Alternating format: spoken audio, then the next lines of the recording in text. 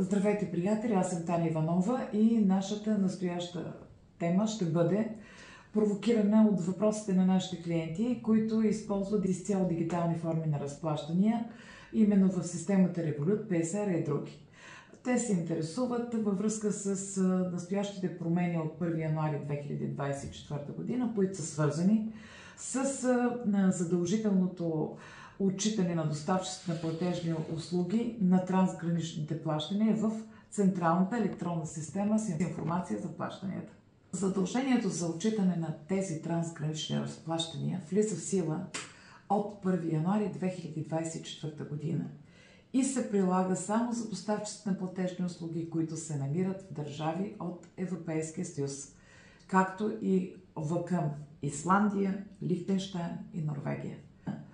Всъщност тази промяна, която възниква, е публикувана още през 2022 година и в крайна сметка обаче влиза в сила сега от 1 януари 2024 година. Доставчиците на парични услуги, които не извършват тази дейност в Европейския съюз, не трябва да отчитат своите трансгранични плащания.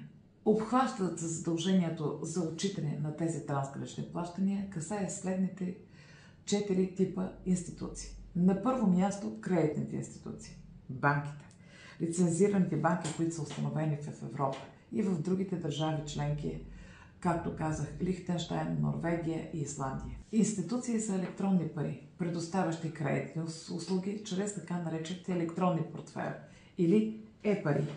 Други платежни институции, които не отговарят на този вид и предходни две, които споменах, това са такива, които издават дебитни и кредитни карти, управляват плащанията и други. Платформи, които предоставят платежни услуги, които действат от името и на получателя, и на доставчика, като AliExpress, eMark и други. Доставчиците на платежни услуги, които попадат в обхвата на тези, които са длъжни да извършват такова отчитане, са следните: извършване на платежни операции и прехвърляне на средства по кредитни линии и по други платежни сметки, издаване на платежни инструменти и придобиване на платежни операции, парични преводи. Банки, дружествата за електронни пари и други, които цитирах по-горе, са тези, които са длъжни да подават информация в НАП за извършените от тях трансгранични операции, водейки специален дневник. Важно е да знаем кое плащане е трансгранично. Трансграничното плащане е това, когато доставчикът се намира в една държава членка на Европейския съюз, а получателят се намира в друга държава членка или в трета страна. Доставчикът може да бъде както физическо, така и юридическо лице. Целта на събиране на тези данни е отново ограничаване на ДДС измамите при извършване на онлайн търговия.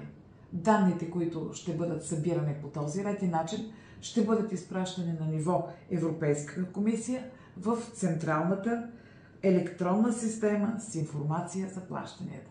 Новото изменение задължава доставчиците на парични електронни услуги да предоставят информация за обработените от тях трансгранични плащания към търговци. Те водят регистри за тези плащания, които обработват, както и данните на получателите по тези търговски сделки.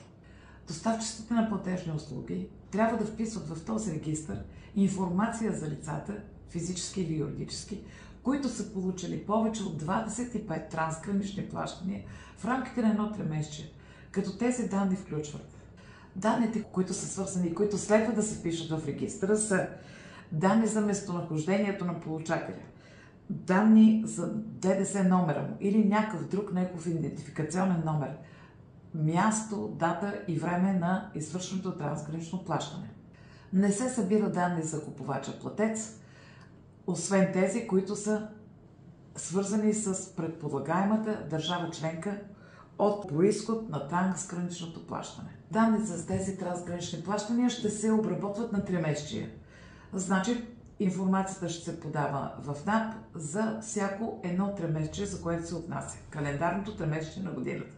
Тези данни ще се подават в НАП в месеца, който следва това 3-месечие. Първото отчитане ще бъде за периода януари-март 2024 година и то ще бъде извършено в срок от 1 до 30 април 2024 година.